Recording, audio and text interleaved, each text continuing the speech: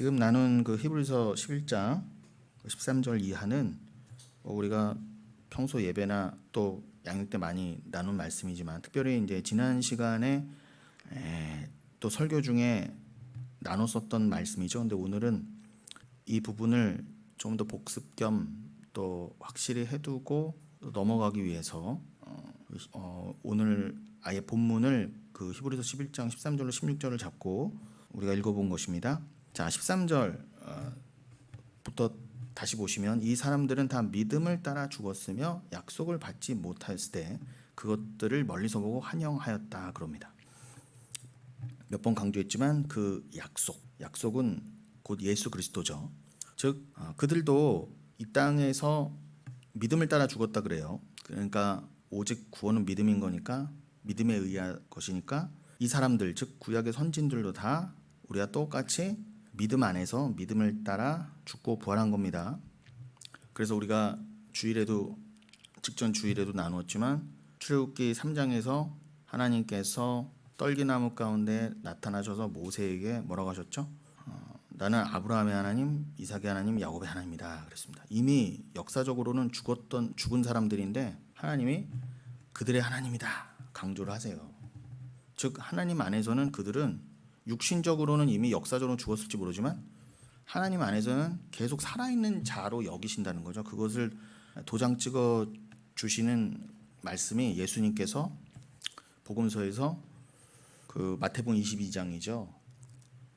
그 사두개인들과의 대화 중에, 대화라기 하기에는 어불성설이고요. 그 사두개인들이 분명히 예수를 책잡고자 그 바리새인들과 헤롯 당원들하고 똑같은 마음으로 평소에는 서로들 그냥 아주 그냥 지지리 볶고 원수처럼 싸우다가 예수라고 하는 공통의 적을 가지고 그들이 대적하는데 똑같은 마음으로 했어요. 예수님을 시험하여 넘어뜨리려고, 말꼬리 잡아서 그게 책 잡아서 재판에 넘기려고요. 그래서 뭐 세금 문제는 어떻게 해야 되느냐, 또 뭐 예수님의 그 천국 비유, 그 왕의 아들의 혼인 잔치에 예복이 꼭 있어야만 하는 문제. 그래서 예수님이 그 비유를 들어 청함을 받은 사람은 많지만 택함 받은 자는 적다라는 말씀을 가지고 바리새인들이 공격하고, 또 세금 문제로 공격해서 가이사한테 세금을 내야 된다 그러면은 이런 반민족주의자라고 처단하려고 그랬고, 또 안 내야 된다 그러면은 로마에 가서 꼰지르려고, 그런 식으로 예수님을 시험하죠. 그리고 그 소식을 듣고 사두개인들이 찾아와서 부활 문제로 이제 예수님을 건드리는데, 예수님이 다 그 세 파가, 그 헤롯 당, 바리새인, 유대인들은 그 당시 사두개인, 이 세 파는 당시 유대인 지도층을 대표하는 세 파였습니다. 그러니까 한마디로 모든 유대인들이 예수를 공통의 적으로 두고 있었다는 거예요. 그러니까 예수를, 말씀을 핍박하기 위해서는 세상에 그렇게 한패가 된다 그 뜻입니다. 근데 그들도 말씀을 가지고 있다 그래요. 하나님의 이름으로 예수를 공격한다니까요. 율법의 이름으로. 우리도 똑같습니다, 여러분. 우리가 진짜 예수 믿는 자라면 세상으로부터도 그러지만 특별히 어떻게 해요? 그런 잘못된 유대인들이 가르치는 바, 잘못된 교회에 의해서 핍박받는 게 가장 크다는 거죠. 가장 힘들고요. 그런데 거기서 말도 안 되는 상황, 그 계대 결혼을 들어서 어떻게 해요? 형이 죽었어요. 애 없이 죽었으면은 형수가 동생한테 들어가서 애를 낳으면은 그 애를 생물학적으로는 동생의 아이지만 법적으로는 형의 아이로 쳐주는 계대 결혼이 율법에 있었는데, 그것을 갖고 와서 어떻게 해요? 7명의 쭈루루 형제들이 있다. 그런 경우가 어디 있겠어요. 근데 일부러 예수를 책잡고자 첫째 형이 애 없이 죽고, 둘째가 상수한테 들어갔는데 둘째도 죽고, 셋째도 죽고, 넷째도 죽고, 다섯째 죽고, 일곱째까지 다 죽었다. 그러니까 일곱 명이 한 형수한테 다 들어갔던 거예요. 그럼 나중에 부활을 했을 때 그 형수는 누구의 와이프냐, 이런 말도 안 되는 질문을 한 거예요. 또 예수님이 뭐라고 하셨어요? 너희가 성경도 모르고 하나님의 능력도 모른다 그랬습니다. 아니, 가장 율법을 달달달 외우고 전문가였던 그들에게 하나님이 성경을 니들이 모른다 그랬습니다. 하나님의 능력도 모른다. 그 말뜻이 뭐였어요? 너희들은 왜 부활이 없다느냐. 사두개인들의 교리가 그거였거든요. 부활이 없다. 너희들은 성경에 그 부활의 하나님, 또 택한 자를 말씀 안에서, 예수 안에서 함께 죽게 하시고 부활하게 하신다는 그 말씀을 너희가 읽어보지 못했느냐. 어떻게 부활이 없다느냐. 니들은 성경을 읽는다고는 하지만 저는 모르는 자들이다. 니들이 하나님을 안다고 하지만 하나님의 능력은 모르는 자들이다. 하나님의 능력이란, 예수님이 말씀하신 디나미스 그 능력이란, 지금 그 예에서도 말씀하신 것처럼 그들이 그 7명의 남자와 1명의 여자가 만약에 주 안에서 믿음 안에서, 지금 히브리서 11장 13절의 표현대로 믿음을 따라 죽었으면 그들은 당연히 다 부활인데, 그들이 부활했을 때는 이미 천국에서는 시집 가는 일도 없고 장가 가는 일도 없고 결혼하는 일도 없고 애 낳는 일도 없는데, 무슨 또 남자로 부활하고 여자로 부활하는 일이 어딨어. 그런 거 없어. 니들은 다 천사처럼 영의 존재로서 이 땅에서만 결혼을 학습하고 뭔가 이유가 있어서 결혼하고 애를 낳는 보는 거지, 더 이상 배울 것이 없고 완성된 천국에서는 남녀가 따로 없다, 성별이 따로 없다, 이런 말씀 하세요. 그런 말씀 읽어보지도 못했어? 너희는 어떻게 그 말씀의 비밀을 이렇게 모르니? 말씀의 전문가라고 그러고 말씀을 가르친다는 자들이. 그러면서 들어 쓰신 말이 뭐라고요? 성경에 또 기록되기를 하나님은 아브라함의 하나님이요 이삭의 하나님이요 야곱의 하나님이라고 하는 산자의 하나님이라. 거기다 더 예수님이 붙여주시죠. 산자의 하나님이라는 걸 너희가 왜 모르느냐? 읽어보지 못했느냐? 맞아요, 여러분. 성경을 많이 읽고, 뭐 내가 유대인이다가 중요한 게 아니라 표면적 유대인이고, 내가 지금도 그러죠. 유대인들은 빵떡 모자 쓰고 다니고 내가 정통 유대인이다, 율법을 간수하고 가르치는 정통 토라 선생이다, 랍비다, 필요 없다는 거예요. 예수를 모르고 부활을 모르고 천국을 모르면 니들은 다 거짓된 존재다, 불가능이다 하신 거예요. 그러니까 하나님은 그 능력 있으셔서 택한 자는 반드시 부활시키시는데, 그 부활된 자는 말씀드린 것처럼 천국에서 더 이상 남녀의 구분 없이 그렇게 부활한 성도 전체가 하나의 교회가 되어서 신부가 되어서 그냥 그리스도와 결혼하여 그리스도와 연합하여 하나가 된 상태로 영원을 산다, 이건데, 유대인들을 대표하는 그 사두개인들, 바리새인들, 헤롯 당원들이 전혀 몰랐던 거예요. 그런 여러분, 제가 지금 이 말씀을 내드렸어요. 히브리서 11장 13절에 그 구약의 선진들, 이 선진들 안에 아브라함, 이삭, 야곱이 다 들어가잖아요. 다 믿음을 따라 죽었다 그래요. 근데 하나님 입장에선, 예수 그리스도 입장에선 그들은 산자예요. 택함 받은 자는 이미 부활한 자입니다. 더 정확히 뭐예요? 우리가 믿는 신앙은, 개혁 신앙은 이미 영생을 살고 있는 자가 잠깐 이 땅에 내려오는 거예요. 여러분, 베드로후서 3장에 보면 분명 이런 표현이 있습니다. 베드로후서 3장에 그 앞부분에 보시면은 1절부터 제가 읽어드릴게요. 사랑하는 자들아, 내가 이제 이 둘째 편지를 너희에게 쓰노니 이 두 편지로 너희의 진실한 마음을 일깨워 생각나게 하여. 여기서 두 편지라는 건 베드로 전서와 후서죠. 2절에 곧 거룩한 선지자들이 예언한 말씀과 주되신 구주께서 너희의 사도들로 말미암아 명하신 것을 기억하게 하노라. 그러니까 사도 베드로도 사도 바울과 똑같이, 그런 선지자들과 똑같이, 주의 종들과 똑같이 이 베드로 전후서라는 편지를 쓴 이유가 뭐예요? 서신을요. 이것이 성경될 수 있었던 이유가 뭐예요? 구약에 예언되었던 주 대신 그리스도, 그것만을 전했거든요. 그러니까 너희가 받은 그 말씀, 즉 그리스도, 주가 그리스도시며 그가 바로 구약에서 오시기로 작정된 메시아다라고, 그 구약에다 그 기록된 말씀이라는 게 다 그 그리스도를 기록한 것이야를 기억나게 하려고 베드로 전후서를 썼다는 거예요. 다른 이유가 하나도 없다는 거예요. 성경에 그러니까 쓰인 목적은 예수 그리스도 외에는요. 그래서 3절에 먼저 이것을 알지니 말세에 조롱하는 자들이 와서 자기의 정욕을 따라 행하며 조롱하여 이르되 주께서 강림하신다는 약속이 어디 있느냐? 조상들이 잔 후로부터 만물이 처음 창조될 때와 같이 그냥 있다 하니. 보세요, 동일하죠.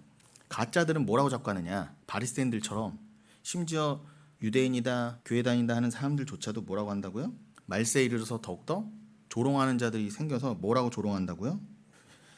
주께서 다시 오신다는, 강림하신다는 약속이 어디 있느냐? 성경 말씀에. 그럼 구약 때부터 그게 뭐가 예언돼 있어. 그리고 조상들, 자기들이 말한 조상들은 아브라함, 이삭, 야곱이 다 포함된 거겠죠. 그 조상들이 죽은 후로, 잔 후로부터는 죽었다는 거예요. 죽었다는 걸 순화해서 잤다고 하는 거니까. 그들이 죽은 후로부터 만물이 처음 창조될 때와 똑같이 그대로 있다. 그러니까 앞으로도 이 만물은 그대로 있을 거라고 하는 거예요. 뭐 없어지거나 멸망받거나 이런 거 없다. 심판 없다. 5절, 이는 하늘이 옛적부터 있는 것과 땅이 무태서 나와 물로 성립된 것도, 다시요, 이는 하늘이 옛적부터 있는 것과 땅이 물에서 나와 물로 성립된 것도 하나님의 말씀으로 된 것을 그들이 일부러 잊으려 함이로다. 그들이 왜 그렇게 조롱하면서 말을 한다고요? 심판도 없다. 무슨 이 땅이 없어지냐, 이 천지 만물이 무슨 심판이 떨어지냐, 그런 말을 왜 한다고요? 그 심판을 잊으려고, 안 믿고 싶어서. 그래서 뭐라고 한다고요? 그 창세기 말씀처럼 셋째 날에 그러잖아요. 물을 한쪽으로 그 전에 둘째 날 위에 물과 아랫 물을 궁창으로 나눈 다음에 셋째 날에 어떻게 하셨어요? 아랫 물을 한쪽으로 몰아 묻이 드러나게 하셔서 거기에 심에 있는 채소를 심을 수 있게 땅이 드러나게 했다 그러잖아요. 그런 것처럼 그 표현을 베드로는 뭐라고 하는 거예요? 야 봐라, 땅이 물에서 나왔다 그래요. 이거를 창세기를 모르면, 믿음을 모르면 모르는 얘기죠. 그럼 이 물은 그냥 물이 아니죠. 윗물과 하나였던 그 물이요. 궁창으로 나누어진 아랫물은 윗물을 설명하기 위한 그냥 아랫물로서 역할을 한 것이지 원래는 같은 물이에요, 여러분. 원래는 어둠이란 게 다 빛 안에 있는 건데, 그래서 천국에서는 빛만 있다고 그러죠. 근데 하나님이 우리의 수준에 맞춰서 야 니들이 빛을 알려면 어둠이 있어야 돼, 어둠을 통해서 빛을 알아라 하려고 이 천지만물을 지으시면서 굳이 빛을 낮이라 불러보신 거예요. 날이라고. 그걸. 그래서 어둠을 가지고 야 이게 그 원래는 완성 그 빛을 알아먹으라고, 그림자를 통해서. 그럼 이 해 아래 모든 게 그림자라는 거거든요. 그러면은 진리를 가진 자는 이 해 아래 것을 가지고 분명히 진리를 깨닫게 돼 있어요. 그래서 해 아래 거를 뭘로 여긴다고요? 그림자로. 이건 모형이다. 하늘의 모형으로서 이건 영원한 게 아니다. 그러니까 하늘을 배우라고 주신 거고 내가 여기서 천년만년 살 게 아니다. 그럼 그 자는 하나가 된 자예요. 진리가 하나가 된 자. 둘로 나뉜 게 아니라 빛과 어둠으로요. 그럼 따지고 보면 뭐예요? 로마서 7장에서 더더욱 3장부터 7장에서 강조된 죄. 우리는 죄인으로 올 수밖에 없었고 죄가 허락될 수밖에 없었어요. 그 죄라는 건 뭐라고요? 하나님을 모르는 죄. 나만을 위해 살던 그 죄요. 진짜 죄. 다 그 죄 안에서, 그 죄 아래에서 선악과를 배움을 수밖에 없었다. 근데 왜요? 택하신 자들은 그 어둠 안에서, 죄 안에서 은혜를 깨닫게 하시려고 죄를 허락하셨다 그래요. 그러니까 어둠과 죄를 통해 빛과 은혜를 알게 된 자, 그가 바로 빛과 어둠이 하나 된 자, 구원받은 자거든요. 그 자에게는 어둠과 죄가 유익이라는 거예요. 합력하여 선이죠. 그런데 그걸 깨닫지 못하는 자들은 그냥 보이는 데에만 창념하여서 이 세상만을 위해 살아요. 하늘의 것은 관심도 없고 보이지도 않으니까. 그럼 믿음으로만 볼 수 있으니까. 그래서 이 땅을 위해서만 살아요. 하나님도 왜 믿어요? 예수도 왜 믿어요? 이 잘난 내 가족의 부귀 영화를 위해서 믿어요. 고난 이런 거를 믿지 않아요. 그래서 자기가 스스로 판단해서 어떻게 해요? 어둠, 죄 이런 건 무조건 나쁜 거야. 근데 사도 베드로도 말하잖아요. 그 어둠과 죄를 통해 하나님을 알고 은혜를 알고 구원을 네가 받았다면, 구원의 은혜를 깨달게 됐다면 그 죄가 왜 나쁜 거냐? 너에게 유익한 거지. 그렇게 된 자는 진리로 하나 된 자라니까요. 완성된 자예요. 그 자가 이 땅을 살 때는 이 땅을 초월해 산다니까요. 이 땅을 위해 살지 않아요. 천국을 위해 살지. 보이는 걸, 진짜 보이는 실상, 그걸 히브리서 11장 1절에서 믿음은 바라는 것들의 실상이라 그러잖아요. 그 실상, 히포스타시스, 그 실체요. 남들은 절대 육의 눈으로 볼 수 없지만 믿음을 가진 사람들에게만 보이는 그 실체를 히포스타시스라 그래요. 믿음은 그걸 위한 것이다. 그러니까 여러분, 베드로도 지금 그거를 뭐라고 표현하고 있다고요? 지금 주님이 원래 물, 그건 제가 샤마임, 하늘의 물이, 하늘이란 뜻, 샤마임이란 히브리어는 뭐라고요? 거기에 물이 있다는 뜻이잖아요. 그러니까 물은 곧 하늘, 진리예요. 예수라는 생수라고요. 근데 그 물을, 예수라는 생수를 설명하시려고 궁창으로 나눠 보시고 또 아랫물을 묻이 드러나게 하시고 해본 거예요. 쪼개신 거라고 자꾸. 그러나 그건 원래 하나였던 것처럼 하나님 모든 것을 다 이제 멸하시고 완성하시고 여러분들을 다 구원하시고 여러분의 구원을 완성하신 다음에는 이게 다시 물로 하나로 완성이 된다고요. 지금 그 얘기 하시는 거예요. 사도 베드로를 통해서. 그런데 이거를 믿지 않는 자는 뭐라고 한다고요? 분명히 창세기부터 말씀이 나와 있는데 조롱하여 이르기를 언제 예수가 다시 오신데 그걸 완성하러, 다시 분리된 걸 하나로 완성하러 선악과를 다 시험을 이긴 자들을, 믿음으로 이긴 자들을 생명나무 하나로 그 과실을 먹게 해서 다 구원하신다는 것을 안 믿는 거죠. 그래서 분명히 제가 지금 설명드린 대로 창세기부터 나와 있는 그 비밀을 깨닫지 못하니까, 이해하지 못해서 어떻게 해요? 부정하는 게 뭐라고요? 야, 땅이 물에서 나온 것, 그리고 그 물은 지금 하늘이라고 표현했죠? 그러니까 하늘이 곧 물이에요. 하늘이 만세 전부터 있던 것, 그 물에서 땅이 나온 것, 이 천지 만물이 나온 것, 이걸 안 믿어. 그들이 일부러 안다고 해도 잊으려 함이로다. 그러면서 6절에 뭐라고 그래요? 이로 말미암아 그때의 세상은 물이 넘침으로 멸망하였어야 돼. 그래서 하나님이 노아 때 심판을 물로 하신 거예요. 그거를 잊어버린 자들 다 심판이다, 그 잊어버린 자들은 다 저주고 멸망이다를 보여주시려고 노아 때 한 번 예표로서 물로 다 심판하신 거예요. 근데 그 물이신 예수가 이제 다시 오시면 어떻게 하신다고? 물이신 예수가 불로 심판하신다 그러는 거예요. 물이 곧 불이에요. 그 물과 불도 원래 하나라니까. 그 7. 이제 하늘과 땅은 그 동일한 말씀으로 불사르기 위하여 보호하신 바 되어 경건하지 아니한 사람들의 심판과 멸망의 날까지 보존해 두신 것이라. 분명히 나오죠. 언제까지 보존해 주신 거라고요? 이 눈에 보이는 이 세상은요.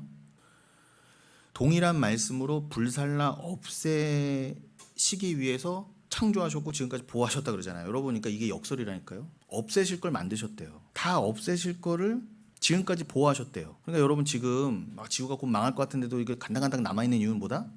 아직은 때가 아니어서 그래요. 하나님 아직 보호해 두신다는 거예요. 보존해 두신다. 언제까지만? 우리를 다 구원하시고 난 다음에 경건하지 아니한 사람들의 심판과 멸망의 날까지만 딱 두셨다가 다 이거 다 없앨 거야. 그래 온 우주 만물을. 분명히 나와 있죠, 여러분. 그러니까 우린 여러분 자 이거를 종합해 보면은 그렇구나. 우리는 만세전에 이미 이건 영원을 이미 살고 있던 존재인데 하나님이 이 영생을 살고 있는 교회를 잠깐 이 시공간에 내려오게 하셔서 잠깐 어둠 아래에 죄 아래에 이런 모형 아래에 마치 포로가 된 것처럼 여러분에게 심지어 예수처럼 육을 입혀서 인간이 되게 하셔서 여기를 살게 하신 거예요. 그래서 막 결혼도 해보게 하시고 남녀로 나눠서 막 애도 낳게 하시고 처음에는 내가 저기 있는 존재도 모르고 그냥 내가 왜 태어났지 그냥 사는 건가 보다. 결혼하려니까 하고 해야 되나 보다. 애 낳아야 되니까 낳나 보다. 그냥 애한테 그냥 천심을 다하는 게 그냥 세상 사람들 그냥 사니까 맞나 보다. 그리고 제가 자꾸 이런 그런 진리를 모른 채 애한테만 창념해서 애 교육이랍시고 애를 뭐 키우는 게 자기 인생의 전부인 것이냐. 그 자식한테 다 투영해서 부모들이 그 애를 아주 그냥 죽고 못 살아 애 때문에. 그럼 애가 우상이 된 거예요. 아이 사랑은 또 다른 자아 사랑이거든요. 그러니까 제가 그걸 경계하는 마음에 자꾸 애새끼 하는 거지 다른 마음은 없어요. 그러니까 여러분 이삭을 아브라함이 꼭 죽여서 바쳐야 됐던 것처럼 지금 분명히 뭐라고 하세요? 베드로서에서도 내가 없애려고 이 세상 만들었다는 것처럼 여러분의 자녀 왜 주셨다? 여러분의 자기 부인의 용도로 쓰시려고 여러분을 죽이시려고 아이를 주셨단 말이에요. 너희들이 얼마나 불가능하냐.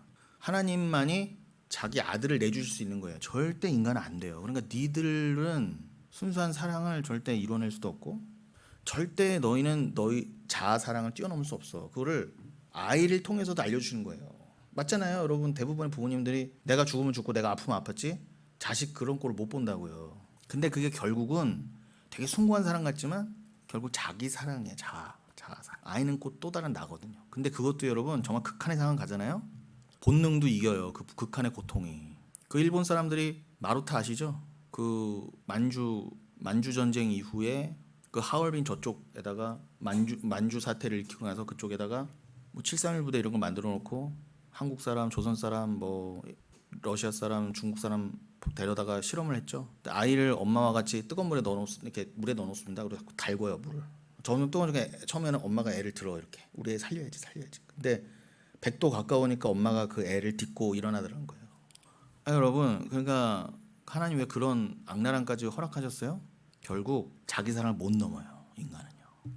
그런데 지난주에도 말씀드린 것처럼 누가복음 11장이죠. 아무리 악한 자라도 자식이 뱀을 달라는데 알을 달라는데 뱀을 주고 생선을 달라는데 정갈을 주겠느냐.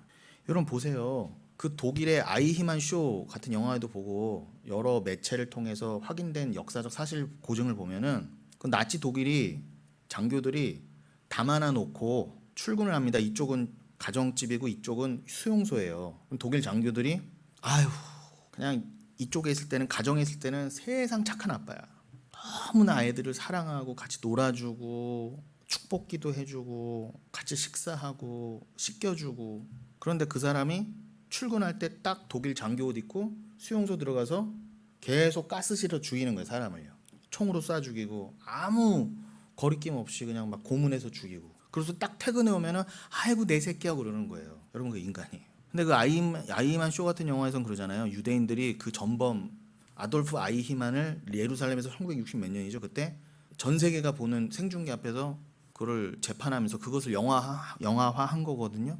근데 유대인들이 그래요. 저 악마. 근데 그 영화가 말하고자 하는 거는 누구든 그 독일 장교의 자리에 있으면 누구든 그 악마가 된다는 거예요. 근데 유대인들이 그걸 거부해요. 대부분의 유대인들이. 그래도 우린 다르다. 우린 악마가 아니다. 여러분 제가 주일에 소강성 목사의 예를 들었지만 그 사람의 결정적인 설교 오류가 뭐냐? 아유 내가 창세기를 읽으면서 너무 안타까워요. 늘 창세기를 볼 때마다 그렇게 창세기를 많이 읽었는데 드는 생각이 결국 뭐냐는 거예요? 아담은 왜 그때 선악과를 따먹었을까? 그게 틀렸다는 거예요. 그게 농담 같지만 그 농담 안에 다 들었어요. 그 사람이 어떤 교단의 어떤 대목사를 할지라도 큰 교회 목사를 할지라도 뭐가 틀렸다는 거예요? 자꾸 진리는 하나인데 나누어요. 난 악마가 아니야. 나는 아담이 아니야. 분명히 예수님 고린도전 15장에 한 사람의 그 옛사람 첫째 사람 아담 옛 아담은 전 인류를 대표하고 대신해서 그 선악과를 꺼먹고 나서 모든 악을 미쳤다 그러는데 도대체 이 목사가 아무리 성경을 읽어도 어떻게 지금 예수님이 사두개인들한테 니들은 성경을 아무리 읽어도 니들은 성경을 모르고 하나님 능력도 모르다 하는 것처럼 안타까워하는 거예요. 내가 아담의 자리에 있었으면 나는 안 따먹었을 텐데 이 소리잖아요. 그럼 나와 아담을 분리시킨 거잖아요. 분리시키면 그건 뱀이라니까요, 여러분. 그게 사단이에요, 여러분. 사단의 설교라니까요. 여러분 내가 악마고 내가 마귀예요. 내가 아담이고 내가 선악과 따먹은 그 자리에 있었고 나도 선악과 먹는 그 자리에 있었으면 나도 100% 따먹었고 나도 로마 병정 자리에 있었으면 예수님을 찔러 죽이는 자가 된단 말입니다. 그래서 내가 예수 죽였다는 거예요. 그거 인정하라는 거예요, 하나님은요. 네가 나를 죽였다. 내 아들 죽인 건 나를 죽인 거야. 근데 그거를 인정하면 하나님 미쁘셔서 너의 죄를 용서해 주실 건데 그 요한일서 1장에 특별히 나온 말씀이죠. 그러나 네가 죄가 없다면 나를 바보로 거짓말하는 자로 만드는 자이기 때문에 너는 나를 모독하는 자야. 너는 이중 죽음이야. 완벽한 죽음이야. 너는 이렇게 되는 거예요. 그러니까 여러분 이게 이렇게 죄론이 중요하고 이거 지금 사람의 목숨이 영생이 왔다 갔다 하는 문제예요. 이건 그냥 농담할 게 아니라니까 여러분.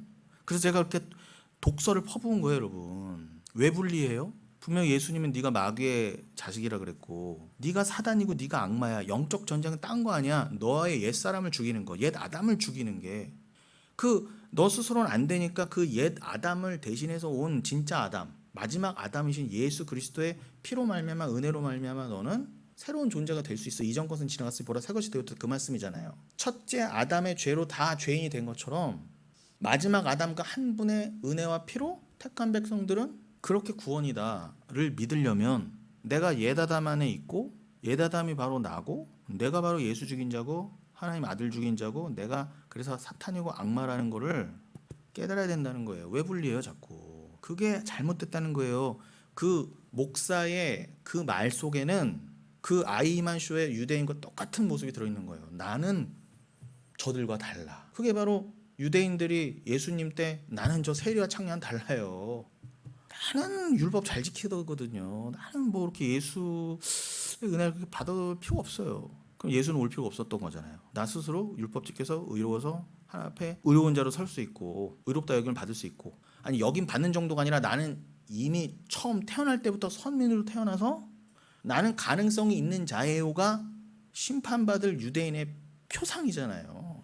근데 그게 유대인뿐만 아니라 모든 죄인들 안에 있었고 끝까지 은혜를 거부한 자들 즉 하나님이 끝까지 지옥 보내기로 한 자들은 끝까지 죽는 순간까지 자기 죄를 인정하지 않은 그게 남아있다는 거예요. 그거를 온 세상이 보여주잖아요. 영화까지도 보여주잖아요. 오죽하면은 731 부대 같은 걸 통해서도 보여주시는데 누구만 이걸 인정 안 해요? 그 목사처럼? 유대인들처럼? 자기가 스스로 의롭다는 자.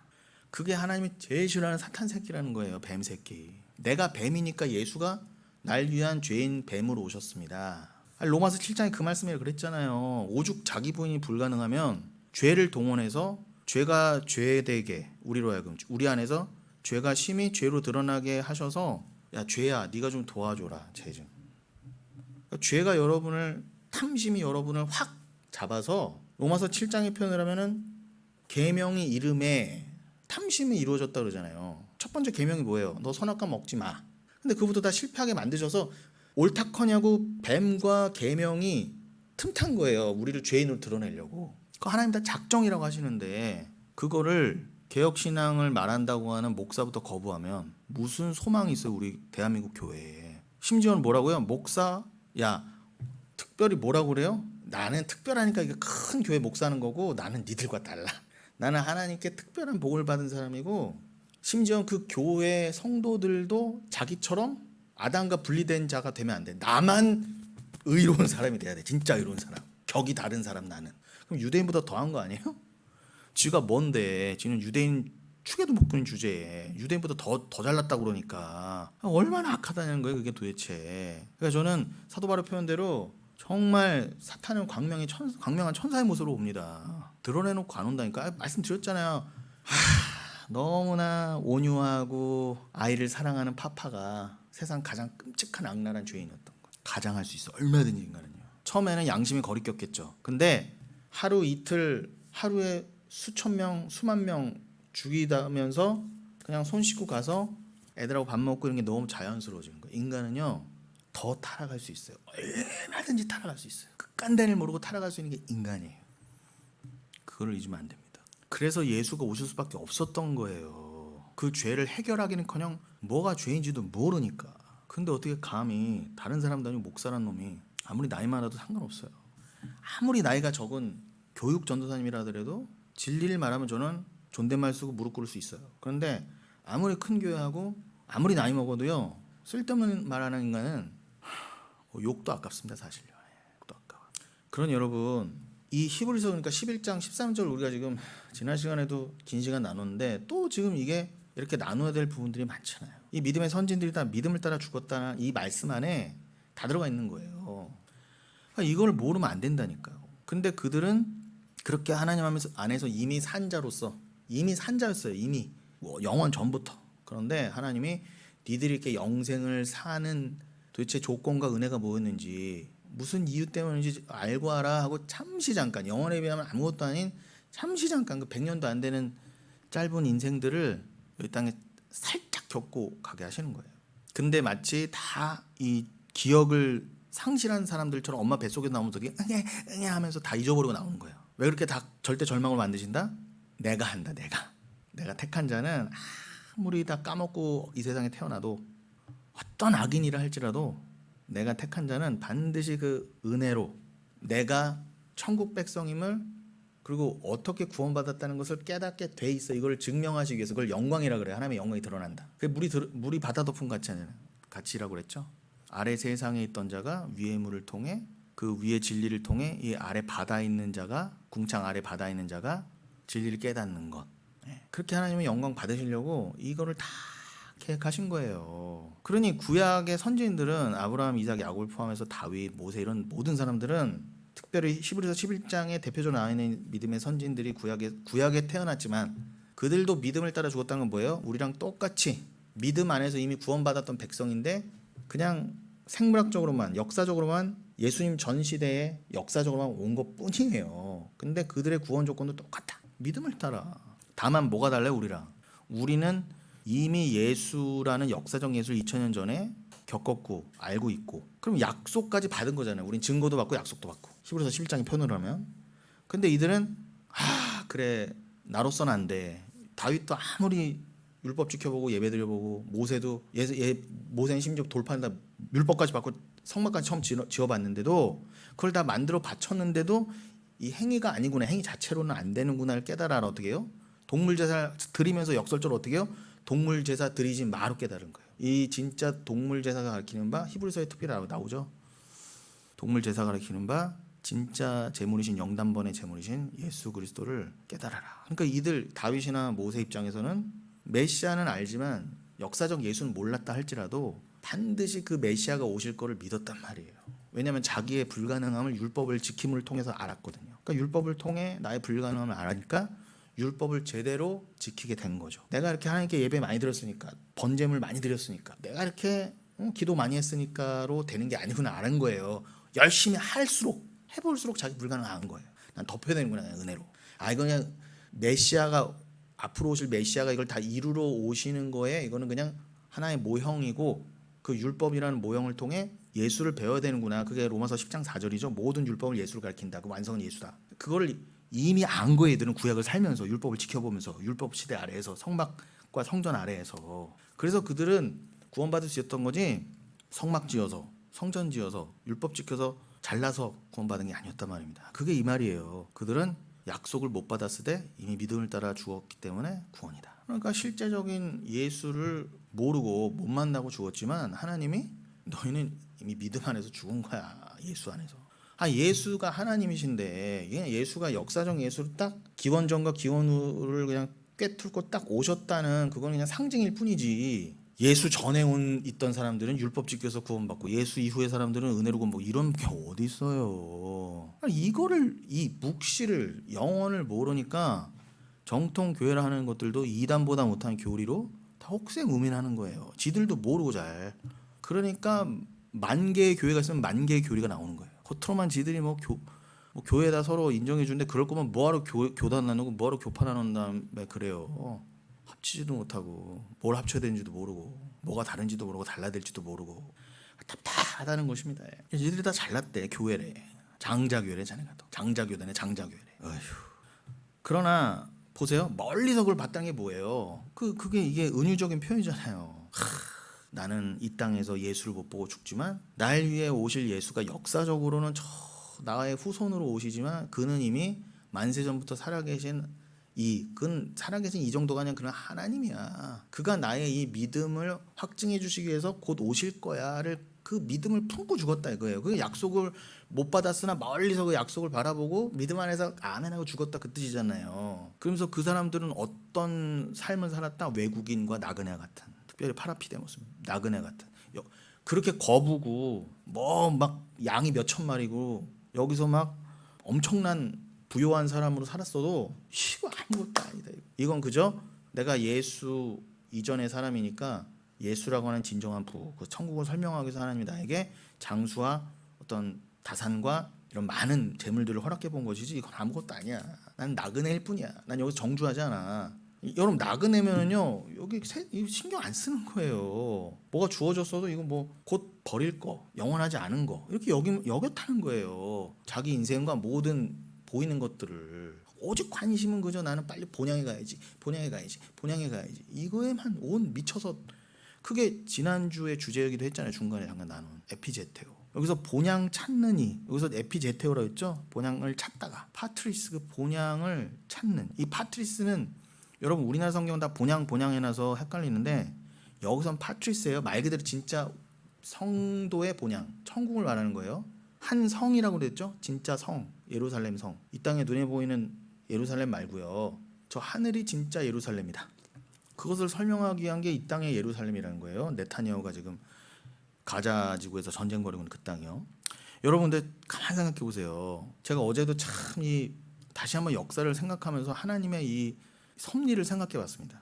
여러분 로마 시대가 굉장히 길잖아요. 뭐 대충만 따져봐도 뭐 동로마 제국까지 포함하면은 거의 뭐 2000년에 가까운 그게 로마 시대니까. 그리고 서로마 제국만 따져봐도 400년에 뭐 거의 그죠? 뭐 한 600년 정도는 생각할 수 있는 그런 제국이었는데 그런데 이 워낙 땅덩이가 넓고 긴 시대의 제국이다 보니까 이렇게 부침이 있었을 거 아니에요. 근데 모든 역사학자들이 인정하는 로마의 최전성기가 대충 언제냐? 오현제 시대예요. 여러분 요한계시록이 도미티아누스 황제 때 지어졌다 그러죠? 그 플라비우스 황조 때입니다. 그러니까 플라비우스 황조는 베스파시아누스, 그다음에 티투스, 그 예루살렘 성을 멸망시키던 디도 장군이 있죠. 성경에 나오잖아요. 그 티투스가 디도 장군이 나중에 황제가 돼요. 그리고 디도 황제의 동생인 도미티아누스. 근데 보통 성경학자들이 이야기를 요한계시록은 이 도미티아누스 황제 때 지어졌다. 근데 이 도미티아누스 황제가 기독교를 핍박하는 중에 암살당해요. 그러고 나서 새로운 왕조가 열립니다. 네르바 황제에 의해서.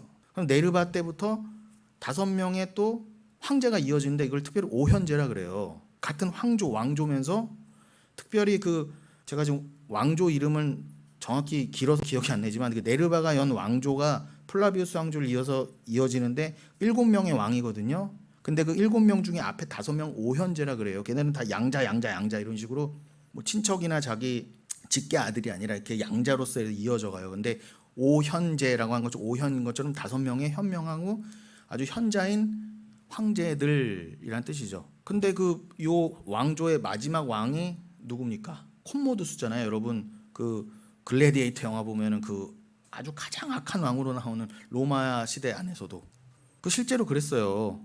그래서 역사학자들이 뭐라고요? 로마의 재앙은 콤모두스가 갖고 왔다 그래요. 그때부터 나라가 급격하게 망하거든요. 근데 그 직전 물론 글래디에이터 영화는 고증이 틀린 부분이 있지만 기본적인 역사 설정이 맞는 건 콤모두스의 친아버지가 마르커스 아우렐리우스거든요. 그 마커스 아우렐리우스와 그 동생인 왕이 해먹고 난 다음에 마지막에 콤모두스가 왕을 이어받고 나서 로마 제국이 삐걱거리는데 그 전에 오현제 시대 때는 굉장히 튼튼했어요, 나라가. 특별히 이 네르바 다음에 트라이아누스 때 제국을 제일 많이 넓혀요. 뭐 저기 심지어는 대서양 다 먹고요. 그래서 요 다음 왕인 하드리아누스 때는 어떻게 해요? 이쪽 팔레스타인 때부터 팔레스타인 대서양 동쪽부터 대서양이란다. 지중해 동부 지금의 중동 땅부터 시작해서 저 영국 당시엔 브리타니아라고 그랬죠. 거기까지 엄청난 영토를 확장해요. 그거를 하드리아누스가 아주 곳곳에 돌아다니면서 몸이 다 부서질 정도로 제국 곳곳을 다니면서 이거를 착 기틀을 마련해 놔요. 천년 로마 왕국을 위해서. 그래서 얼마나 영토가 넓냐면 말씀드린 것처럼 지중해 동부에 지금의 예루살렘 이쪽 시리아 여기서부터 저기 영국까지. 그래서 지금도 영국과 스코틀랜드 접경 지역에는 하드리아누스 방벽이라는 것까지도 아직 남아 있잖아요. 딱 북방 브리튼족을 막는 그 방벽을 쳐놓은 거예요. 성벽을요. 여기까지가 로마 제국 땅이다 이렇게. 얼마나 넓은 거예요 도대체. 아프리카 다 먹고. 그런데 그 하드리아누스가 어떤 일을 벌려요? 그 3차 유대 로마 전쟁 때문에 그 바르코크바 난이 일어나잖아요. 그게 그 하드리아누스가 예루살렘을 이름도 막 마음대로 바꾸고 그리고 그 유대 땅도 이름을 막 팔레스타인이라는 지명으로 시리아 팔레스타인을 지은 것도 그 황제거든요. 근데 그건 결과론적 얘기고 그 직전에 바르코크바의 난이 왜 일어났냐면은 하드리아누스가 예루살렘에 주피터 신전을 세우고 거기다가 자기들의 신을 섬기는 그거를 하려고 하니까 이 유대인들이 다 들고 이러는 거예요. 특히 바르코크바라는 사람이 그때 메시아로 칭송받았거든요. 그래서 로마에 반란을 일으켰는데 하드리아누스가 잔인하게 다 진멸합니다. 그리고 나서 유대인에서 소개령 내려요. 예루살렘에서 유대인 소개령을 내려요. 그리고 이름까지 다 바꿔버려요. 예루살렘이라는 이름도 없애고 팔레스타인이라는 데로 그 땅 지명을 바꾸고 그때부터 디아스포라가 본격적이 돼요. 왜냐하면 예루살렘을 단항하라고 그랬으니까 이 괘씸한 것들 다시는 반란 못 일으키게. 근데 그거를 하나님이 버리셨다. 하나님이 그걸 다 허락하셨다는 거예요. 그럼 여러분 그 유대 땅을 다 회파하시고 그들을 다 나그네 만드시기 위해서 어떻게 해요? 하나님이 하드리아누스라고 하는 겉으로는 완벽한 적그리스도인데 그 사람이 강력한 로마 제국을 이룰 수 있도록 능력을 다 주신 거예요. 마치 이사야서 45장에 고레스 왕에게 기름 부은 것처럼 하나님이 로마 제국에서 기름 부으신 거라니까요, 여러분. 요한계시록에서는 물론 붉은빛 짐승을 타는 음녀로 로마 제국과 로마 황제가 나오지만 그도 기름 부은 거예요, 하나님께서요. 그런데 진짜 기름 부음 받은 크리스토스, 그 마시아 예수 그리스도 다른 게 뭐예요? 예수는 종말의 구세주고 그 종말의 구세주가 드러나시고 그가 이루실 구속사, 그가 이루실 하나님 나라를 드러내시기 위해서 이 역사 가운데 악인이라 할지라도 하나님 쓰시는 몽둥이라 할지라도 기름을 부어 세우셨다 한다는 게 무슨 뜻이에요? 악인도 하나님이 예수를 위해서 쓰실 때는 기름을 부으시는구나. 근데 진짜 기름 부음 받은 자는 예수가 될 수밖에 없구나를 그 악인들을 기름 부으셔서 권세와 힘을 주신 그 이유를 역설적인 역사를 생각해 보시라는 거예요. 참 오묘하지 않습니까? 하나님 이끌어 가시면서 그 유다를 벌하시면서 야 이렇게 예수를 믿지 않고 유대인 너희 스스로를 믿고 그렇게 유대인의 그 죄를 못 깨닫는 게 얼마나 무섭다는 거를 그게 바로 지옥이야를 보여주시기 위해서 이방인 하드리아누스의 손을 통해서 하나님의 성전이 그 성전이 있었던 땅이 완전히 회파되고 유대인들이 다 쫓겨나가는 그런 상황까지도 허락하셨다는 거예요.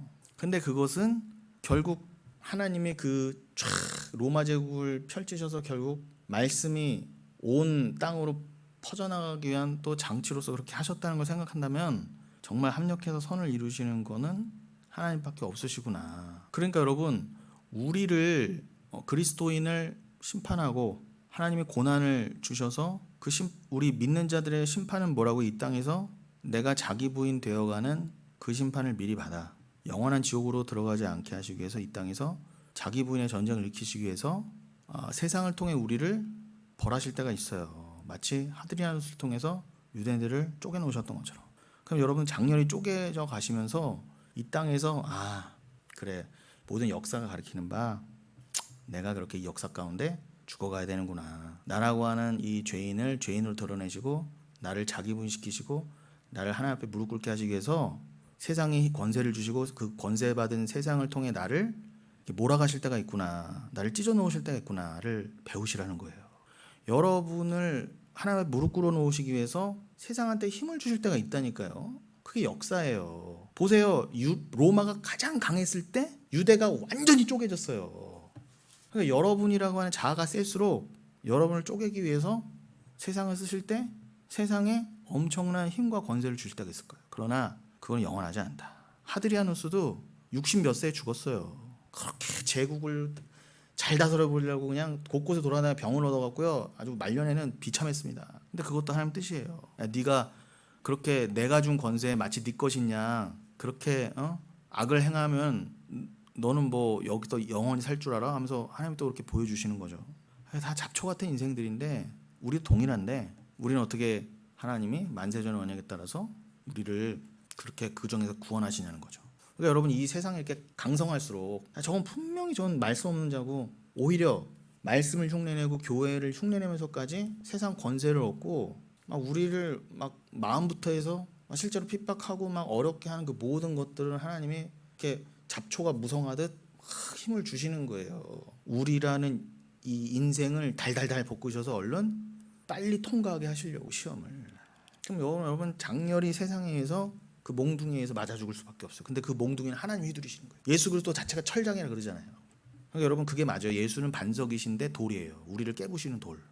쇠몽둥이라니까. 우리가 자꾸 살아날수록 예수가 오셔서 우리를 성령의 몽둥이로 두드리시는 거죠.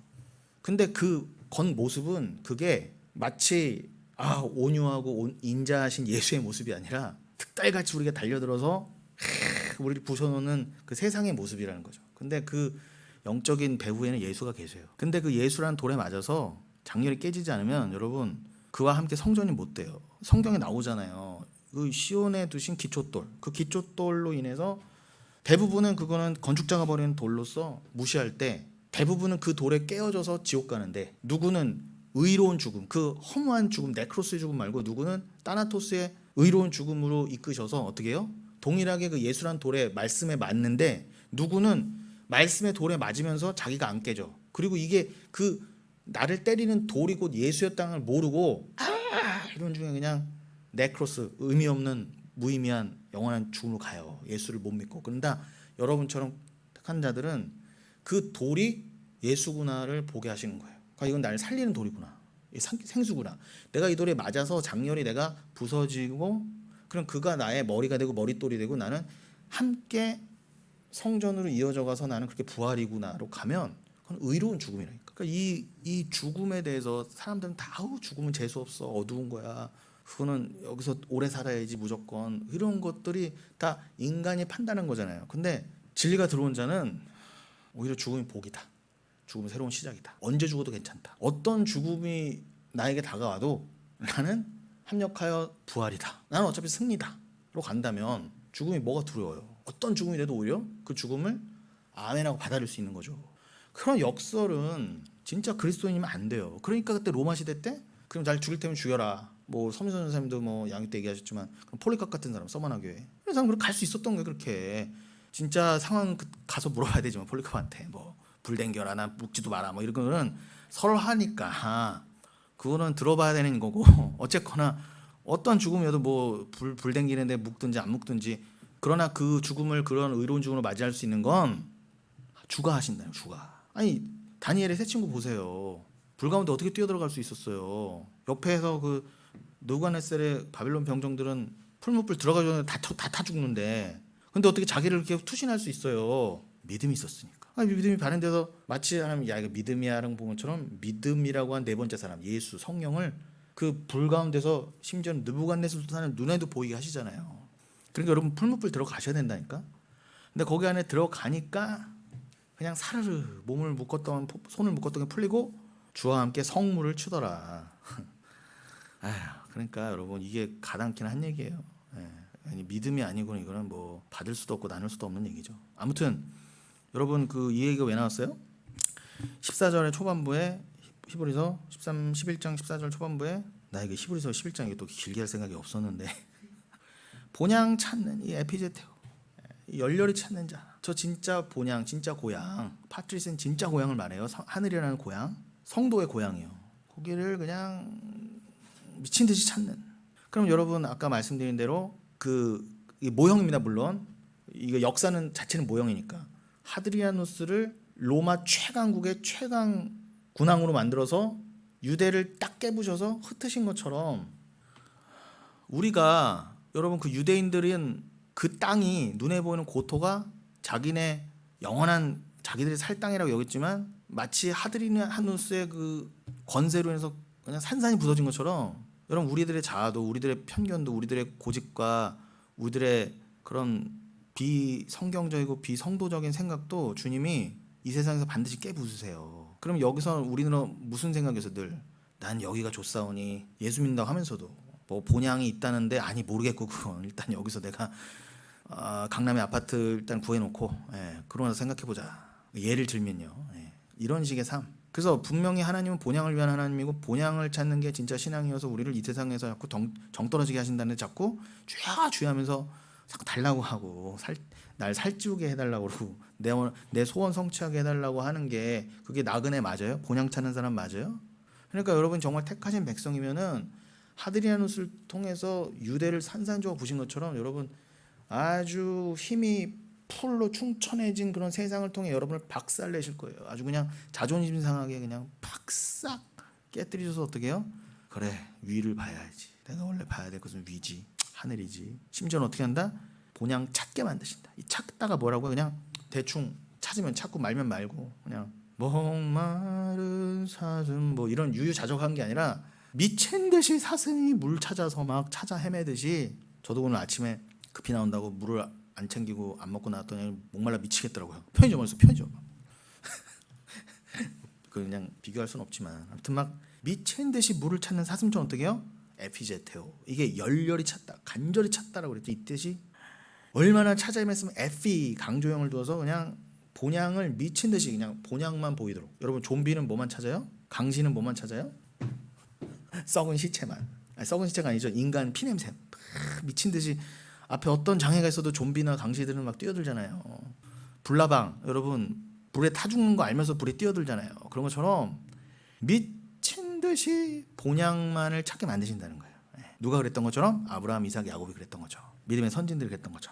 그래서 그것을 설명하려고 지난 시간에 누가복음 11장에 그 얘기했던 거죠. 여러분 그 프로시코마의 기도 얘기하면서 예수님이 한 곳에서 기도하시고 나서 제자들이 누가복음 11장에서 주기도문을 알려달라고, 물론 주기도문이라고 하진 않았지만 기도 알려달랬더니 주기도문을 알려주신 거잖아요. 그때 이제 에피주션 알토스 그 일용할 양식 얘기했었고요. 그러면서 우리가 계속 요 수요 때나 주일 때 양식 얘기를 했었으니까 그런 또 맥락에서 그 얘기를 더 했었던 거죠.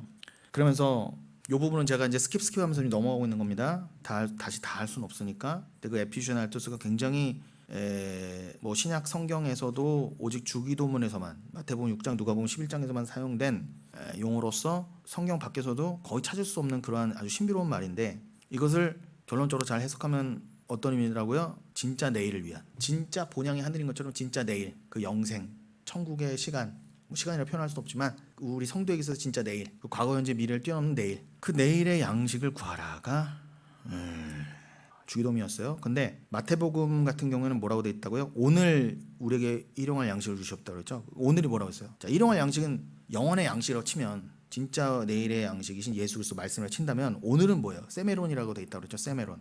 이것은 단순히 24시간의 오늘을 넘어서 결단을 촉구하는 구원의 날 또는 현재의 중요한 시점이라는 의미를 가진다고 그랬죠. 그러니까 여러분 결론적으로 압축해 말씀드리면 뭐예요? 오늘 성경에서 말하는 진짜 오늘은 뭐예요? 그냥 여러분 2025년 오늘이 며칠이에요? 10월 14일, 15일인가요? 10월 15일 오늘 이런 의미가 아니라 여기서 세메로는 그런 문자적인 의미가 아니라 이건 구원의 날이라는 거라잖아요. 구원의 날. 그러니까 여러분이 오늘 즉 성경에서 말하는 세메론, 오늘에 들어야 할 말씀이 에피우션 알토스, 영원한 일용할 양식이라는 거예요. 영원한 양식. 그러니까 여러분 이미 그건 주어졌잖아요. 미래에, 진짜 미래에 영생에 주어진 양식이잖아요. 그 말씀은.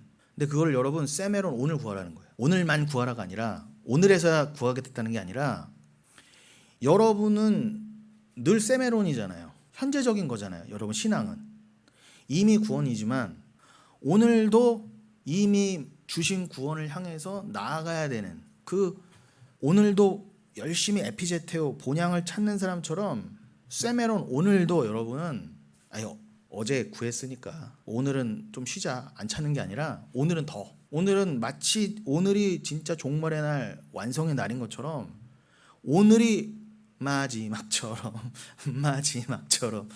이 땅에서의 마지막인 것처럼 여러분이 그 종말이 포함된 개념이라니까요.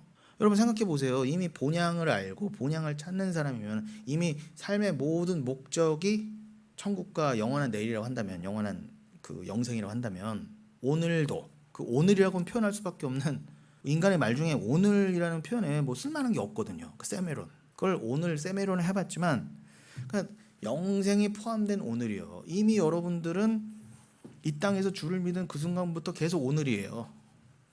미래를 품은 오늘, 진짜 미래를 품은 오늘. 그래서 이미 받은 구원이고 부활이지만 오늘도 열심히 구해서 받아야 될 구원인 것처럼 여러분들이 사시라는 거예요. 그게 신앙이에요. 가만 안 두신다니까 여러분을. 이해가 되시죠? 난 어떻게 이걸, 아까만 해도 이거를 잘 설명할 만한 표현이 있었는데 지금 생각이 안 나서 제가 지금 계속 돌리고 또 돌리고 그러는 생각. 오늘 왜 이래? 그런 의미, 그런 제 생각이 드는데, 그런 느낌인데, 여러분 이제 제가 근데 뭘 전하는지는 의도는 아시겠죠? 그래서 히브리서에서도, 지금 오늘 본문이 히브리서 11장이지만 히브리서 3장 7절에는 히브리서 4장 7절에서도 뭐라고 했다고요? 세메론이 강조돼요. 오늘 너희가 그의 폰의 음성을 듣거든 너희 마음을 완고하게 하지 말라 그래요. 여기서 음성을 듣거든이 아쿠오거든요. 듣다, 아쿠오. 그럼 이 아쿠오에서 뭐가 나서요? 휘파쿠오 하면은 아쿠오와 휘포가 합쳐지면, 휘포는 아래, 뭐뭐 아래서니까. 그럼 뭐뭐 아래에서 듣는 게 뭐예요? 휘파쿠오가 순종이에요. 그러니까 여러분 순종은 뭐다? 이 땅 아래에서 하나님이 정해놓은 시간 안에서, 죄인의 몸 안에서, 인생 안에서, 말씀 아래에서 잘 듣는 거예요. 참는 거예요. 인내하는 거예요. 이미 받은 구원이지만 오늘도 열심히 이루어 가려고 인내하는 자처럼, 오늘도 간절히 에피제테오 구해서 천국을 얻어야 되는 사람처럼 그 말씀만 순종하고 살아라. 맞아요, 아멘. 나는 죄인이죠. 나 오늘도 주께 의지해야죠. 나로서는 안 되죠. 사도 바울처럼 나는 오늘도 죽노라. 날마다 죽노라가 오늘도 죽노라 아니에요, 세메론? 그러니까 오늘 일용할 양식 구하라는 거는 마치 또 오늘도 넌 자기 분이 해야 된다, 이 뜻이기도 한 거예요. 그런데 히브리서에서는 이걸 뭐라고 표현했다고요? 오늘 너희가 그의 음성을 듣거든 너희 마음을 완고하게 하지 말라. 오늘의 중요성을 강조하기 위해서 히브리서 3장 7절과 히브리서 4장 7절에 반복적으로 나온다 그랬죠. 네. 이 구절들은요, 여러분 시편 95편 7절로 8절을 인용한 거라고 했습니다. 그럼 보세요, 여러분 시편 95편 7절로 8절은 구약이잖아요. 구약대잖아요. 누가 지었는지는 모르는 시편이지만 누군가도 구약 때의 시편을 통해서 어떻게 해요? 오늘 너희가 그의 음성을 듣거든 너희는 목을 곧게 하지 말고 마음을 완고하게 하지 말고 그에게 순종해라. 그의 말씀을 들어라. 오늘도. 그런데 마치 지금 신약의 히브리서까지도, 또 이 히브리서를 읽는 여러분까지도 뭐예요? 이 말씀은 오늘도 살아서 어떻게 해요? 오늘도 이 말씀을 듣고 순종하라잖아요. 오늘 이 말씀이 떨어지면 너희는 오늘 또 새로 받는 말씀처럼, 지금 주의 음성을 저의 설교를 통해 듣고 있는 거잖아요. 그게 들리거든 너희 마음을 낮추어라. 휘파쿠오, 아쿠오 들어라. 근데 여러분 조금 TMI는까지는 아니지만, TMI일 수 없죠. 설교나 이 성경이. 복습 겸 다시 한번 말씀드리면 시편 95편 7, 8절을 히브리서 3, 4장에 인용했는데, 여러분이 헷갈리시거나 저의 말을 오해하지 마시는 게 뭐냐면, 시편을 찾아보면 그 히브리서에서 인용한 시편 원본을 찾아보면 거기는 표제어에 다윗의 시편이라는 표현이 없어요. 누구 시편인지는 모르는데, 이 히브리서 4장 7절을 보면 뭐라고 돼 있다? 특별히 히브리서 4장 7절에 3장 7절 거를 4장 7절에 반복하면서 뭐라고 해요? 다윗의 글이라고 그래. 다윗의 글. 그럼 뭐예요? 시편만 놓고 보면은 그죠? 제가 지난주에 급히 설명하느라 뭔 얘기하는지 모르셨죠? 그러니까 시편만 놓고 보면 이게 다윗의 시인지 정확히 몰랐는데 히브리서 4장 7절을 놓고 보니까 이건 다윗의 시편이라는 거 보니까 이게 원래 다윗의 시구나 라고 우리가 믿으셔도 된다는 거예요. 더더군다나 그 시편을 히브리어로 알렉산드리아에 모여서 그 수많은 신학자들이 당시에 기원전 한 2세기경에 벌써 2000년도 훨씬 전에 예수님도 오시기 전에 이 아주 저명한 70명의 신학자들이 이집트의 알렉산드리아에 모여서 구약 성경을 헬라어로 번역한 성경을 70인역 성경이라고 합니다. 그 성경에서도 시편을 번역해놨을 때 뭐라고 해놨다? 표제어를 다윗의 시편이라 해놨단 말이에요. 히브리어 성경에는 다윗의 시편이 안 나와 있지만 그러니까 여러분 게다가 94편이 다윗의 시편이라고 히브리어 시편도 94편은 다윗 거라고 해놨거든요. 그런데 95편하고 너무 찰떡같이 이어져. 모든 시편이 이어지지만 94편과 95편은 더더욱 이어진단 말이에요. 근데 그러면 그것만 봐도 이거 95편도 다윗의 시편 아니야? 라고 생각할 만한데 결정적으로 히브리서 4장 7절에서 95편 다윗의 시편이야 해주고 이거의 원본인 히브리어 성경을 70인역으로 바꿔놓은 성경에도 신학자들이 두 개 다 다윗 거야 이렇게 해놨단 말이에요. 그러니까 그냥 여러분들이 참고적으로 95편도 이건 다윗의 시편이라고 봐도 무방하다. 이거는 신학자 얘기가 아니라 히브리서의 도장이니까 제가 확실하게 말씀드린다는 거예요. 그렇게 믿으시라고. 그래서 히브리서 4장 7절을 다시 읽어드리면 오랜 후에 다윗의 글에 다시 어느 날을 정하여 오늘이라고 미리 일렀으되. 그죠? 보세요. 오늘이라고 미리 일렀으되. 이미 구약 때 다윗이 내가 지금 오늘 주의 말씀을 청종하고 있거든. 그럼 시간적으로는 미래의 너희 성도여 너희도 나와 동일한 오늘을 살면서 그 오늘의 세메론의 주의 말씀을 들어라. 너희가 오랜 후에 내 글을 읽는 것이지만 내 말씀은 살아있어 오늘 역사하는 그 말씀이야. 오늘 너희가 주의 음성을 듣거든 너희 마음을 완고하게 하지 말라. 그럼 보세요 여러분. 다윗이 기록된 건 벌써 한참 전인데도 이 말씀이 살아서 어떻게 해요? 다윗도 이미 죽었는데 이 말씀은 살아있어서 뭐예요? 훨씬 후대의 사람들이 탁 하고 받아봐도 이 말씀이 나를 그냥 부릴 듯이 막 은혜를 주어서 다윗은 죽었어도 그가 살아있는 동안에 오늘 받은 그 말씀이 나에게도 오늘 역사하는구나. 살아있는 말씀으로 깨달게 되는 거예요. 이게 얼마나 기가 막히냐는 거예요. 그러면서 다시 누가복음 11장으로 돌아가면은 지금 누가복음 11장에 누가복음판 주기도문을 얘기하다가 여기까지 온 겁니다. 그러면서 다시 누가복음 11장에 그 예수님의 그 제자들에게 지금 그 일용할 양식 얘기를 하시면서 그걸 달라고 너희는 그것만 기도해. 그러면서 그것을 설명하기 위해서 마태복음판하고는 다르게 누가복음에는 주기도문에 뭘 붙여놓으셨다? 새 떡덩이 비유를 붙여놓으신 거예요. 그러니까 여러분 새 떡덩이 비유가 곧 주기도문이라는 거예요. 여러분 니들 주기도문 잘 모르겠지? 그러니까 내가 새 떡덩이 비유 들려줄게. 그런데 제가 더더욱 이거를 붙여서 말씀드린 이유가 뭐라고요? 너희들은 구하라 찾으라 두드리라가 누가복음 11장에 나오는데 그 특별히 찾으라가 뭐예요? 제테오란 말이에요. 그 제테오를 보면은 뭘 생각하셔야 된다? 히브리서 11장 14절에 오늘 본문인 히브리서 11장 14절에 뭐예요? 본향을 간절히 찾는 에피제테오. 그러니까 그러한 마음으로 너희가 어떻게 떡도 간절히 구하고 찾으라는 거예요. 그럼 여러분 다시 한번 강조합니다. 히브리서에서는 뭘 간절히 찾으라? 천국을, 본향을. 이 떡 세덩이 비유, 곧 주기도문 비유에서는 예수님이 뭘 간절히 찾으라 했다고요? 떡 세덩이, 곧 말씀을. 마치 떡 세덩이를 맡아놓은 것처럼 상식적으로는 도저히 그때 가서 구하면 안 되거든요. 구하라는 거예요. 그럼 내가 반드시 줄 거다. 그 떡 말씀만큼은 언제 구해도 너희들이. 괜찮아. 비상식적일 때 구해도 괜찮아. 아니 여러분 말씀 자체가 비상식한 거 아니에요? 아니 말씀이 시간을 초월해서 오늘도 임한다고 한다면 그 말씀 자체가 비상식적인 거 아니에요? 시공간을 초월하는데 그냥 그걸 시공간을 초월해서 언제든 구하라는 거예요. 그러면은 진짜 친구는 언제든 내주실 수밖에 없다는 거예요. 아니 맡아놓은 적도 없는데 우리는 잘난 것도 없는데 하나님이 그냥 약속으로 언약으로 내가 너의 친구가 돼줄게. 진정한 친구가. 그래서 마치 너희가 떡새덩이를 맡아놓고 언제든 찾으면은 돌려줘야 되는 것처럼 내줘야 되는 것처럼 내가 그런 역할을 해줄게. 그런데 대부분 뭘 구한다? 그걸 안 구한다는 거예요. 내 입을 넓게 열라 그거 구해라 했더니 시편 81편과 동원에 가서 했더니 뭘 구한다? 기도원에 내 입을 넓게 열만 딱 붙여놓고 롤롤롤롤 밤새 이상한 방언하면서 어떻게 해요? 아까 커피숍에 앉아있더니 오늘 좀 일찍 왔거든요. 그래서 졸음을 깨면서 오늘 원고를 마무리하고 있는데 옆에서 어떤 남자가 너무 공부를 해갖고 머리가 좀 이상해지셨나 봐요. 나중에는 이렇게 계속 커피숍 안을 돌면서 저는 처음에 전화 통화하는 줄 알았어요. 근데 혼잣말 혼자 대화하는 거 혼자. 아니면 옆에 안 보이는 누가 있던지. 근데 나중에는 앉아서 어떻게 해요?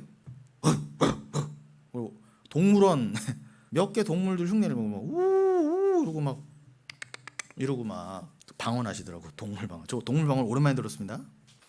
근데 그 마음 이상한 자 그런 분 말고도 그렇게 안 보이는 분들도 이상하게 기도원 가면은 이상한 말에다 속아서 어떻게 하고 막 동물방언도 하고 막 새 소리도 내고 막 이상한 거 하면서 뭘 구해요?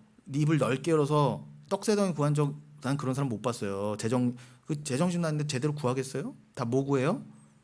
내 애 새끼 잘 되게 해달라. 아파트 재판 문제 상속 문제 내 자존심 다 내 감정 왜 이렇게 징징대요? 왜 다들 이렇게 다 자기 뭐 말 들어달라 내가 위로해달라 내가 제일 불쌍하다 아니 예수를 받았는데 뭐가 불쌍해요? 세상에서 제일 큰 복을 받았는데 그러니까 도대체 우리 교회에 어떤 사람들은 안 오는 이유가 기가 막혀요. 제 설교를 안 들어봤다는 사람들은 모르겠어요. 근데 제가 성도님 당신은 사랑받게 하면서 이렇게 따뜻하게 맞아주면서 커피 한잔 하면서 두 손 모으고 기도해드리면서 그렇게 30분이고 1시간이고 자기 말 안 들어줄 것 같아서 안 온대잖아요. 맞아요. 그건 잘 봤네. 저는 그렇게 하자고 저를 보자 그러면 야 꺼져 이럴 거예요. 진짜 오소징징거려 막 이렇게. 여러분 아니요 지금요 보세요 떡새덩이로만 구하라 그랬는데 뭘 쓸데없는 걸 왜 구합니까? 기도원까지 가서 동물방언 해가면서 그러면서 아까도 언급했지만 뭐예요? 너희 중에 아버지 된 자로서 누가 아들이 생선 달라는데 대신 뱀을 주며 알을 달라는데 대신 정갈을 주겠느냐? 악한 자라도 좋은 것을 자식에게 줄 줄 알거든. 하물며 진짜 하늘 아버지인 참 아버지인 내가 저 이만희 문선명 참 아버지가 아니라 하늘의 그 참 아버지가 내 진짜 자녀가 구한다면 내가 진짜 좋은 것 성령을 주지 않겠느냐. 성령을 주지 않겠. 그럼 여러분 진짜 구해야 될 게 뭐라고요? 아니 주님은 성령만 주시고 성령이면 된다 그러고 성령이 예수고 성령이 말씀이고 야 내가 진짜 귀한 거 이게 제일 귀한 거야. 우주보다 귀한 거야. 갖고 있는데 입을 넓게 열어서 이것만 구하면 계속 우주보다 입을 넓게 열어 계속 줄 준비가 돼 있으신데 아무도 안 구하더라. 그래서 내가 다 주겠다 그러잖아요. 그게 시편 81편이잖아요. 근데 어떻게 거기만 똑 떼어놔서 노래까지 부르면서 기도원에서 그걸 달라고 그 하나님께 진노 중에 죽을 걸 계속 구하고 있냐는 말이에요. 그럼 다들 하나님 말씀을 오해해서 뭘 구한 거다? 다들 전갈 구하고 뱀 구하는 거예요. 야 내가 알 줄게 내가 생선 줄게 하고 좋은 거 갖고 계시는데 필요 없어요. 뱀 주세요. 정갈 주세요. 롤롤롤롤롤 이러는 거죠. 성령을 안 구해요. 그러니까 여러분 일용할 양식 에피우션 알토스를 꼭 기억하십시오. 그래서 이것을 우리가 출애굽기 때부터 구약 때부터 이것은 이미 예언해 놓으신 것이다. 그 예수를. 그래서 하늘에서 내리는 만나로도 하나님 이미 다 설명하시고 다 예언해 두셨던 겁니다. 그래서 욤 베오모 일용할 것을 날마다 구해라. 내가 그 양식을 비같이 내려주겠다. 그것을 내가 만나로서 설명하겠다. 그때도 이미 날마다 일용할 것을 구하라고 하셨다니까요. 이미 출애굽기 16장에서 만나를 얘기하시면서요. 하늘에서 은혜의 비로처럼 내리겠다. 그러니까 결국 나그네로서 본향 찾는 자인가라는 것은 결국 만나로만 일용할 양식으로만 만족하는가? 하나님 물으시는 거예요. 너 진짜 나그네로서 본향 찾는 자야? 이거를 하나님 어떻게 판별하신다? 리트머스 종이가 뭐다?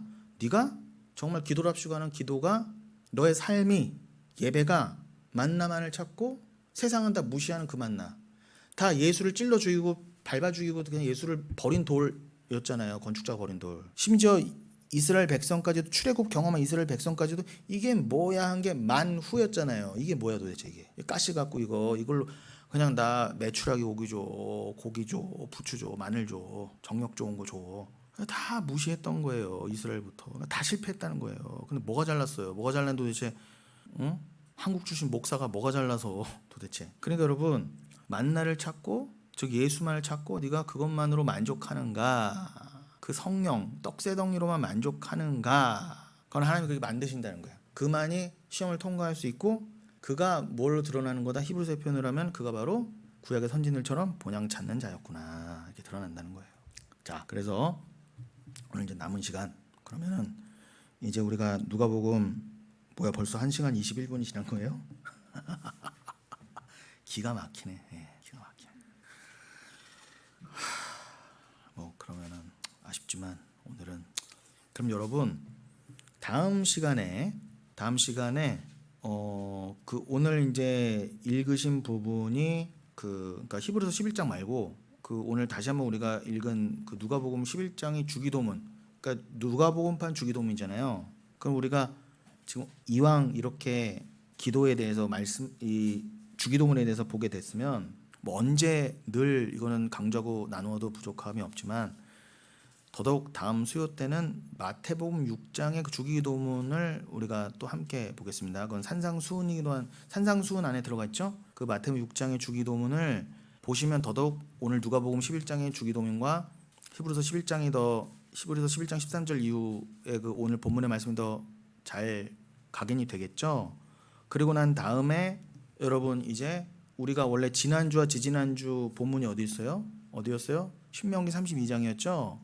예, 그거 우리가 다 결론지 다 맞춰 미처 못했잖아요. 뭐 독수리 얘기 이런 거요. 그거를 이 마태복음 주기도문 말씀이 끝나고 나면 자연스럽게 또 이어가서 여러분 시간이 좀 걸려도 제가 다 기억하고 그렇게 이어가고 있으니까 잘 따라와 주시면 우리가 좀 시간은 걸려도 나누기로 한 말씀들은 다 정확히 자세히 보고 넘어가게 되는 것이니까 여러분 그렇게 여러분들은 잘 따라주면서 예습 복습만 철저히 해주시면 되겠습니다.